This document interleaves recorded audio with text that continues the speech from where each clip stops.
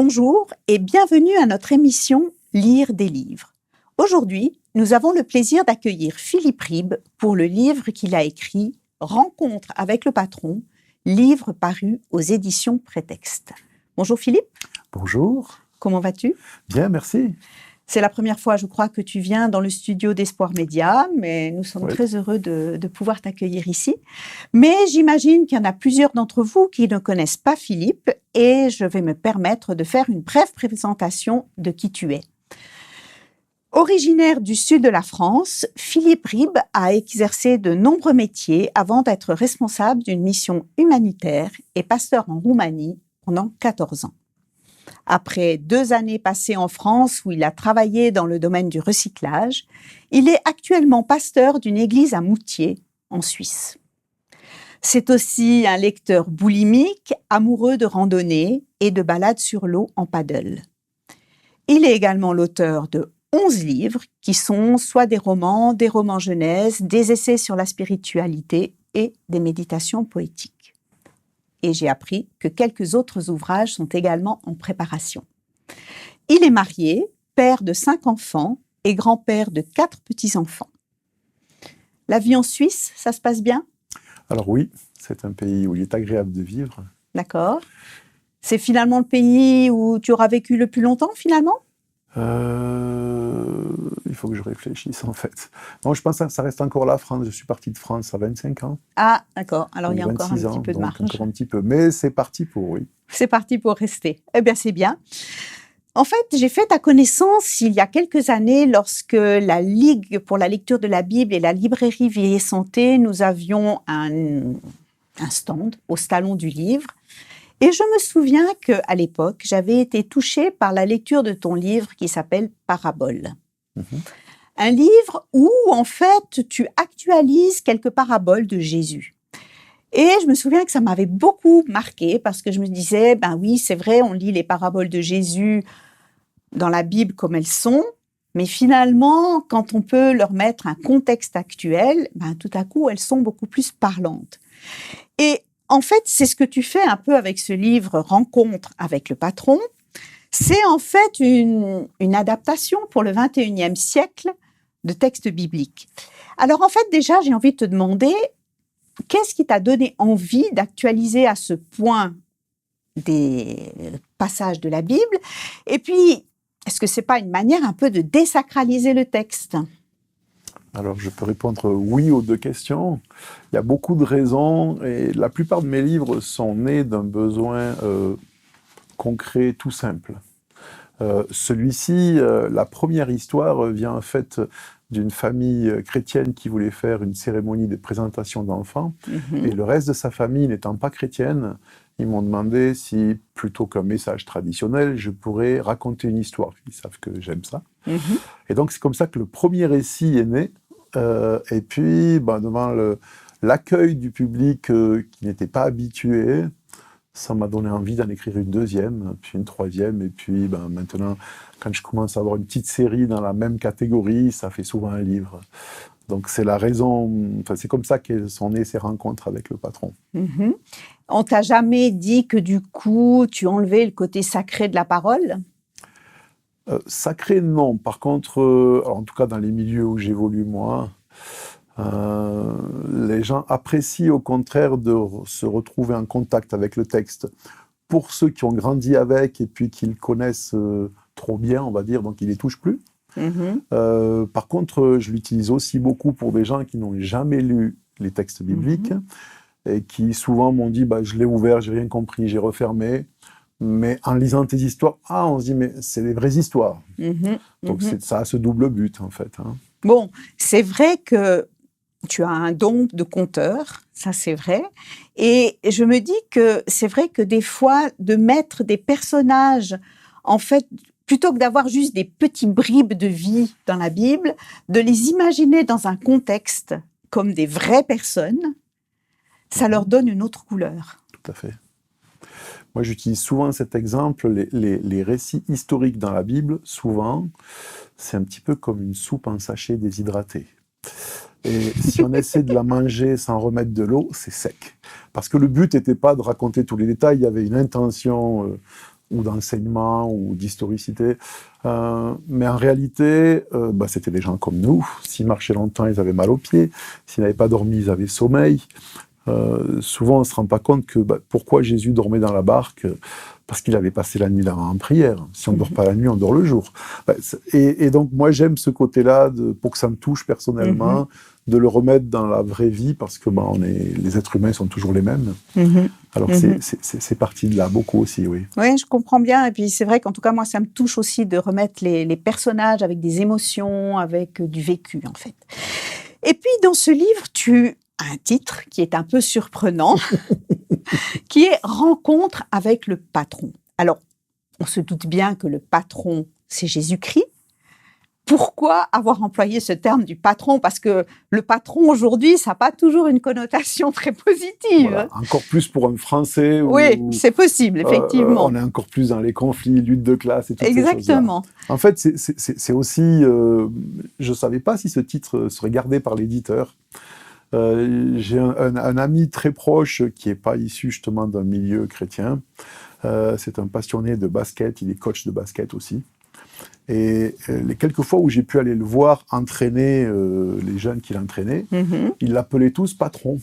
Ah, d'accord. Et puis après, j'ai pensé, par exemple, moi je suis un amateur de chansons françaises aussi. Souvent on utilise ce mot, on dit Johnny Hallyday, c'est le patron de la chanson française. Et c'était ce côté-là, un petit peu le chef, le patron, mais dans ce sens-là, sportif ou artistique. Alors qu'effectivement, en Suisse, on va peut-être plus penser au monde de l'entreprise, et puis le patron, c'est celui qui embauche les gens et puis qui veut gagner des sous. Finalement, l'éditeur a accepté le titre, il est resté comme ça. Et puis, mais il fallait l'expliquer. C'est pour ça que de mémoire, on l'a un petit peu expliqué dans le quatrième de couverture. Parce qu'effectivement, le mot patron, dans le sens, celui qui est propriétaire d'une entreprise et qui va gérer ça. Donc, en fait, c'est le chef, mais dans un cadre plutôt amical, sportif. Oui. Voilà. Et c'est comme ça, en fait, que tu que tu imagines Jésus avec ses disciples, si je comprends bien. C'était surtout dans la relation aux disciples pour qui, c'était le boss, quoi. Il était là, il était impressionné, il comprenait pas tout, c'était un petit peu... Et je trouvais que en termes d'aujourd'hui, ça pouvait donner cette idée, une équipe avec l'entraîneur, ou les gens qui... Il y a à la fois de l'admiration, beaucoup d'incompréhension, et puis en même temps, même si Jésus est très, on va dire, très doux, et puis même participatif, pour si on place dans l'époque, mais il était aussi avec une certaine autorité, quand tout d'un coup, non, c'est pas là, on va là, ou non, on bouge pas, on reste ici. Puis, donc, c'était quand même le patron dans ce sens-là. D'accord. Voilà. Puis, justement, en sous-titre, sous le patron, tu as mis un rabbi pas comme les autres. Voilà. Et là, du coup, on retombe, en fait, dans le temps de la Bible, dans les temps anciens, parce qu'aujourd'hui, on n'emploie plus ce mot de rabbi. Tu peux nous rappeler ce que c'était un rabbi? Alors, c'était tout simplement un homme religieux de l'époque, un enseignant plus particulièrement, donc qui était un enseignant souvent itinérant, qui se déplaçait pour enseigner dans les synagogues, ou des fois même en plein air, comme Jésus l'a fait. On ne se rend pas compte de nos jours que ce qu'a fait Jésus pendant les 3 ans de ce qu'on appelle son ministère actif, c'était pas une chose étrange dans sa culture. De la même façon que chez les Grecs, des philosophes itinérants, alors nous on connaît les grands, Socrate, Platon, qui n'étaient pas itinérants forcément, mais beaucoup de petits philosophes gagnaient leur vie en se déplaçant de ville en ville et en expliquant la philosophie, et puis ils vivaient de ce que les gens leur donnaient.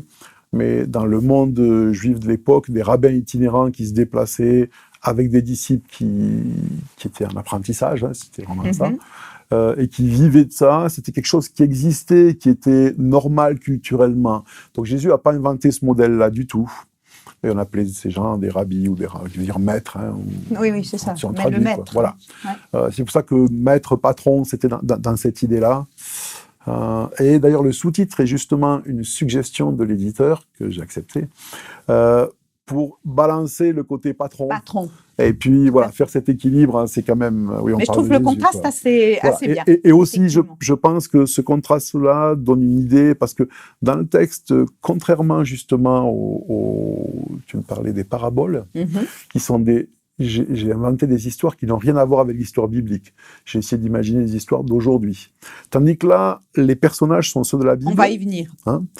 mais avec des anachronismes. Voilà, beaucoup de on choses, va y quoi. venir justement Ouais, à ces personnages. ouais, Parce trop que vite. si je fais la liste des personnages dont tu racontes les histoires, il y a André, la femme adultère, il y a l'enfant qui donne son pique-nique, Zachée, Marthe, le jeune homme riche, Bartimée, Jean, Pierre. Il y a donc des hommes, des femmes, même un enfant.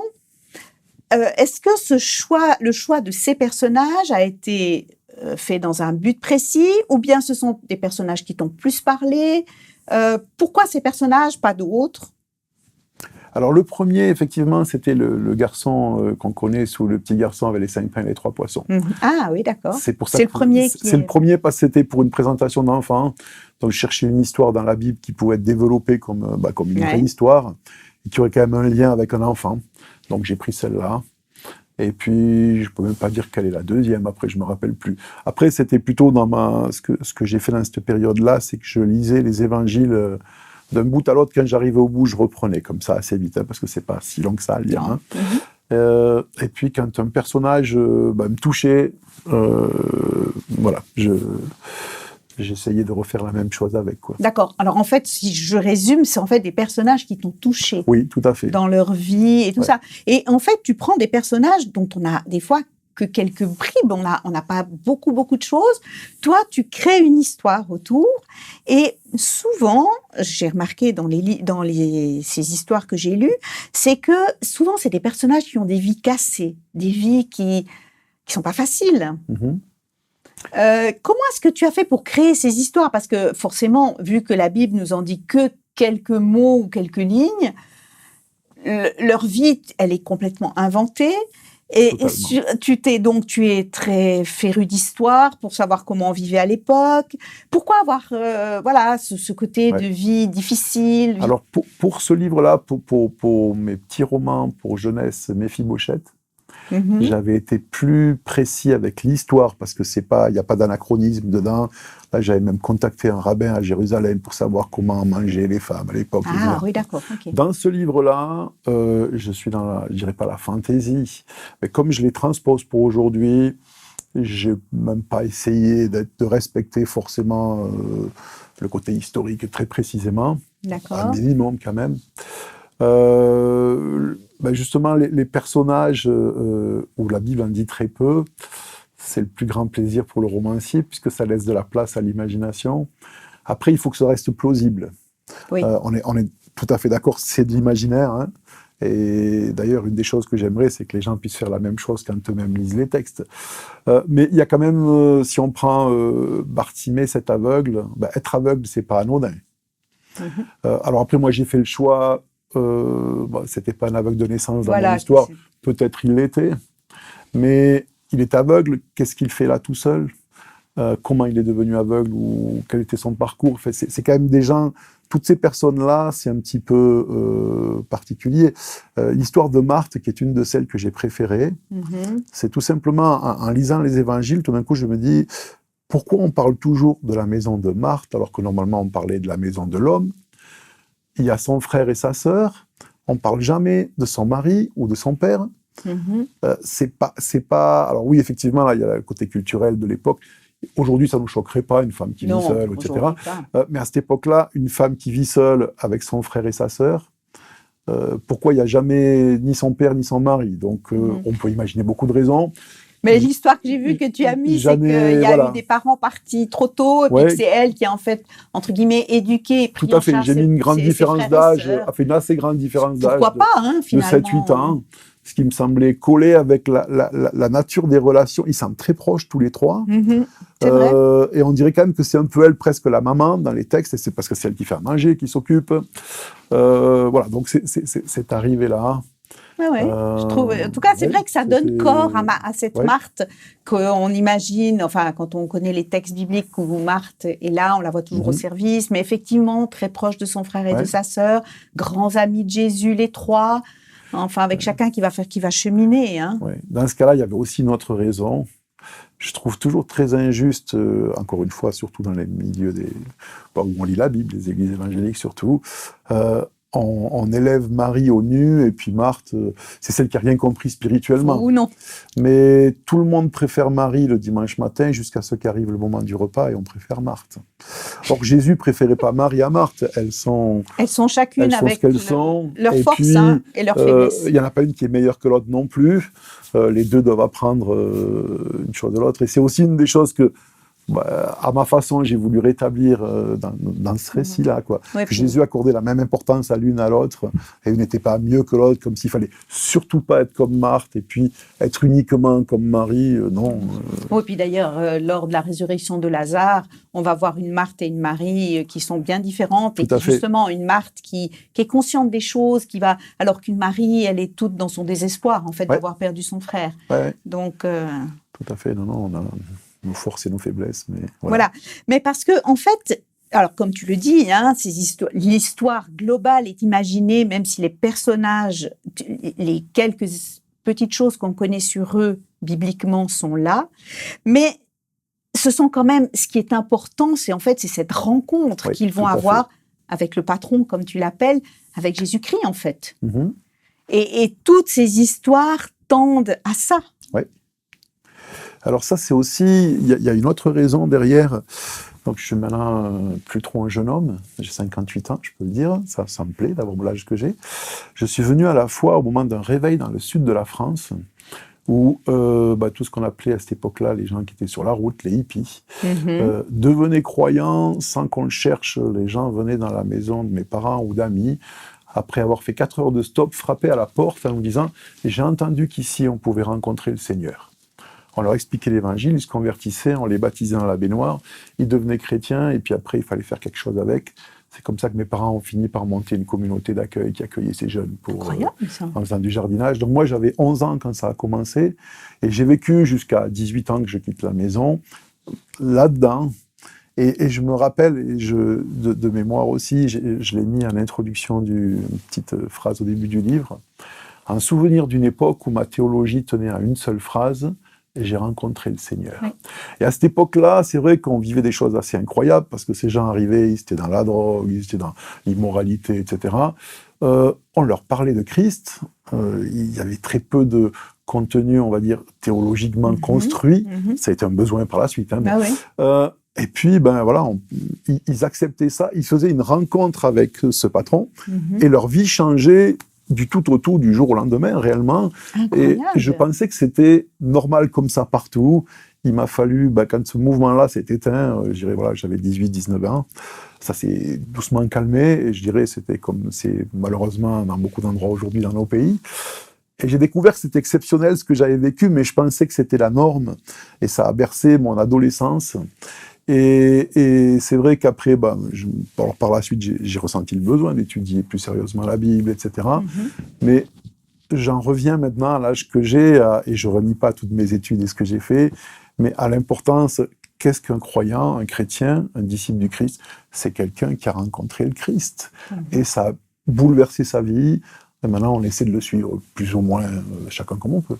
Ouais, mais je trouve justement intéressant parce que on a l'impression, justement, ton expérience est intéressante d'avoir vécu ça dans ton adolescence. Après, on a ces rencontres qui transforment des vies dans la Bible, et que tu essayes de retransmettre à travers ce livre. Puis après, on a l'impression que, un peu comme si ça s'était arrêté. On a des rencontres, oui, mais c'est pas aussi radical. Et en fait, j'ai envie de dire, mais c'était quoi cette espèce de potion magique du Christ qui permet de transformer à ce point des gens? Et en plus, si tu l'as vécu il y a, on va dire une quarantaine d'années de manière concrète, encore aujourd'hui, qu'est-ce qui fait que le Christ peut à ce point transformer des vies? Alors, je dirais que c'est justement la puissance de son amour inconditionnel. Mais ce qu'il y a, parce qu'en fait, on raconte les histoires des gens qui ont été transformés, ça ne doit pas nous faire oublier que la majorité des gens ont voté pour qu'il soit crucifié. Et on applaudit. Donc je crois qu'encore aujourd'hui, quelqu'un peut être transformé s'il est conscient de son besoin et s'il est demandeur. Dans la génération où je vivais, donc moi j'étais un peu plus jeune, mais c'était des jeunes, on va dire, dans la vingtaine, entre 20 et 30 ans, qui avaient rejeté le monde matérialiste de leurs parents, qui cherchaient vraiment un sens à la vie réelle. Et puis, cette rencontre-là avec un travail de l'Esprit de Dieu dans leur cœur qui les bouleversait. Pourquoi ça se passe moins ou pas aujourd'hui dans nos pays, parce que ça se passe ailleurs. J'ai pas d'explication, j'ai arrêté de poser la question. Je me dis, bon, j'ai déjà eu le privilège de le vivre une fois. Je suis pas contre de vivre une deuxième. Mais... Dans tes personnages, il y a un intrus qui est le jeune homme riche. Tout à fait. Parce que le jeune homme riche, il va aussi rencontrer le Christ, le patron, et lui ne va pas adhérer. Lui, il va, comme le dit le texte, il va partir tout triste parce qu'il avait de trop grands biens. J'ai eu un petit dilemme avec ce personnage-là, parce qu'en fait, mon idée de départ, peut-être un peu justement optimiste, un peu trop bisounours, c'était que je voulais inventer une fin où là, il avait pas accepté le prix à payer, mais je m'imaginais que 3 ans plus tard, il était devenu croyant et puis qu'il avait compris. En fait, j'ai pas gardé cette hypothèse-là, parce qu'on ne donne pas son prénom, son nom. Tous les autres, ils ont un nom. C'est Bartimée, c'est Martin. Et puis là, on dit l'homme riche. Et il me semble que ça veut dire quelque chose dans les Écritures, quand il n'y a pas le nom, c'est que cette personne-là, elle est passée, quoi, juste. Et effectivement, certaines personnes, même en présence du Christ, donc historique, avec la connaissance des miracles, de ce qu'il avait fait, devant ce qu'ils devaient laisser, et puis aussi avec tout ce qu'ils avaient en eux-mêmes, qu'ils pensaient suffisant. Oui, c'est ça. L'ont laissé tomber. Et je trouve justement très bien qu'il y ait aussi une rencontre qui n'a pas eu ce même effet de transformation. Et justement, ça nous ramène de nouveau à la réalité de nos vies, où il y a les fois où on rencontre, où vraiment il y a quelque chose qui se passe, et puis qu'après, chacun est libre de faire aussi, d'accepter ou pas de rencontrer le Christ, pas simplement de le voir, mais d'accepter de le faire entrer dans son cœur, de marcher avec. Et de marcher avec, Je pense, pour moi, en plus, je dirais, je pense que dans le parcours d'une vie humaine, on est tous ces personnages-là. Je suis l'aveugle, je suis aussi Marthe, je peux être Marie, et puis je suis malheureusement trop souvent ce jeune homme riche, surtout ces moments perdus dans ma vie où je sais que je pourrais aller à Christ et ça serait le meilleur, mais je suis bien avec ce que j'ai. Je ne suis pas en grosse crise, c'est pas trop difficile, ou ça va, et je préfère pas forcément aller dans ce qu'on appellerait le mal, mais dans l'indifférence, et puis voilà, en me disant, on verra plus tard. Donc il y a aussi cet aspect-là, on peut être ces différents personnages, en tout cas pour moi, c'est comme ça que je le vois. Oui, c'est vrai qu'on peut le voir aussi avec un melting pot un peu de tous ces personnages. Selon les moments de nos vies, quoi. Et d'ailleurs, quand tu parles de ces rencontres qui ont transformé, et tu le parles en fait aussi au tout début du livre, on dirait que tu plaides pour une foi qui est presque hors religion, qui est une foi plus basée sur la rencontre avec le Christ et qui, en fait, n'en a pas grand-chose à faire de la religion. Puis je me dis, mais d'un autre côté, tu scies la branche sur laquelle tu es assis, vu que tu es pasteur. Alors, je ne sais pas si j'ose le dire, puisque je dis souvent ça quand ce n'est pas enregistré, mais je vais quand même le dire. C'est vrai que depuis que je suis pasteur à Moutier, c'est la première fois que je suis salarié pour être pasteur. Et je leur ai toujours dit depuis le début, si je faisais bien mon travail, vous n'auriez plus avoir besoin de moi. Je ne suis pas plus à l'aise que ça avec les formes du christianisme dans nos pays, pour le dire gentiment. En même temps, il faut être pragmatique, j'essaie de faire plus ou moins avec. Mais oui, j'ai un peu de mal avec la religion et les traditions et les formes des églises. Et là, je parle des églises évangéliques, je ne parle pas oui, mais je crois que plus loin de toute parce façon, que je ne les connais pas. Mais après, de toute façon, dans toutes les églises, on sait bien qu'il y a des rituels, sachant qu'effectivement, on est humain, on n'est pas parfait. Mais ce n'est pas le fait que les êtres humains soient imparfaits qui me gêne, mais plutôt ce qu'on a fait de ce qui était, me semble-t-il, le message de l'Évangile. Et ce que c'est devenu aujourd'hui. J'ai l'impression qu'on est très très très très loin. J'ai relu dernièrement ce très bon livre de Jacques Ellul, La perversion du christianisme, qui a été écrit pourtant il y a quelques années. Et je me disais, mais c'est ça, c'est pas juste une petite déviation, c'est une perversion qui, pour moi, je résume dans un vocabulaire plus simple en disant, on est passé du pouvoir de l'amour à l'amour du pouvoir. La phrase n'est pas de moi. Ouais. Et je crois que c'est ça le problème justement de la religion, c'est que dans la religion, il y a un amour du pouvoir, même si c'est pour Dieu et pour le bien des autres. Alors que le pouvoir de l'amour, il n'y a plus de contrôle sur les autres. Et c'est ce que je trouve magnifique avec l'exemple du Christ. Il se déplace, qui veut le suivre le suit. Et dans ce moment, je ne l'ai pas retranscrit là, mais il faudra que je le fasse dans un autre ouvrage, une fois ou l'autre. Un de mes passages préférés dans l'Évangile, c'est lorsque les foules abandonnent Jésus, les 70 ou 70 s'en vont aussi, il ne reste plus que les 12. N'importe quel leader, quand tout le monde s'en va et qu'il reste qu'un petit noyau, tient un discours, écoutez, ils sont partis, mais nous, on est les meilleurs, on va y arriver, etc. Et Jésus se tourne vers les 12 qui restent, et il leur dit, et vous ne voulez pas aussi partir ? Pour avoir cette réponse de Pierre, qui pour une fois, inspiré par l'Esprit, va donner la bonne réponse. On fait tellement penser... Ouais, c'est comme si on avait perdu en fait l'essence même du christianisme. Oui, je pense. En sachant qu'il y a partout des croyants sincères et puis qui font de leur mieux. Et je suis surtout pas meilleur qui que ce soit. Mais effectivement, c'est un petit peu cette soif de retourner à la simplicité, et à de l'Évangile et à l'essentiel. Parce que c'est aussi ce qui fait justement qu'au travers, au-delà plutôt des différences de dénomination historique, ce que tous les chrétiens du monde ont en commun, c'est le Christ, par définition. Et c'est à lui qu'il faut aller. Et donc, c'est ce qui va faire qu'on peut se retrouver et être à l'aise les uns avec les autres. C'est qu'on a cette relation avec le patron. Avec le patron. Le Christ. Est-ce que tu crois que ce livre pourrait être offert à des non-chrétiens ? Tout à fait, je l'ai fait plusieurs fois. Et moi qui sois vraiment, je dirais, anormalement hostile, ça a été apprécié. Moi, je l'ai souvent fait. En tout cas, c'est vrai que le style est moderne, il n'est pas vieillot, il est très actuel, même si on parle de vieilles histoires, il est très actuel. Alors ça, c'était aussi un choix. Voilà. De mettre des anachronismes avec Jésus qui cite Saint-Exupéry, Renaud ou Cabrel.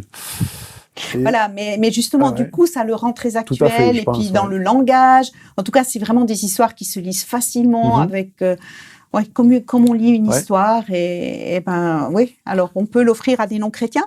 Et puis peut-être, avant de conclure, une dernière question, ce serait, pourquoi lire ton livre ? Pourquoi lire Rencontre avec le patron ? Alors, comme je l'ai dit, je pense qu'il y a plusieurs raisons. Il pourrait y avoir plusieurs raisons. C'est une question difficile pour un auteur, parce que quand on écrit pour le plaisir d'écrire plus que pour autre chose, et parce que ça nous parle à nous. Mais je pense qu'effectivement, pour des gens qui ont lu beaucoup, comme c'était mon cas, la Bible ou entendu enfant dans les écoles du dimanche, etc., et on est trop familier avec les textes, on le redécouvre, et on pourra de nouveau se l'approprier. Et puis, à l'opposé, je dirais, des gens qui n'ont jamais ouvert de Bible et à qui ça fait peur, ils vont pouvoir accéder par cette toute petite porte. C'est pas la Bible, c'est pas une nouvelle version de la Bible, mais ça peut leur donner envie, je l'espère, c'est mon souhait, d'aller dans le vrai texte, mais surtout d'y faire une rencontre avec le Christ.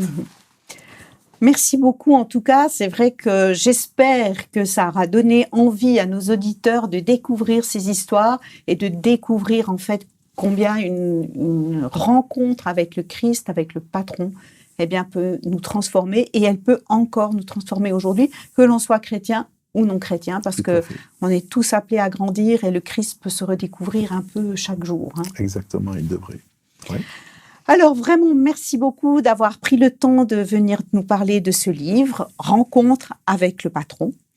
Pour ceux qui seraient intéressés, ce livre est paru aux éditions Prétexte. Il est disponible, entre autres, à la librairie Vie et Santé, ici à Renan, en Suisse.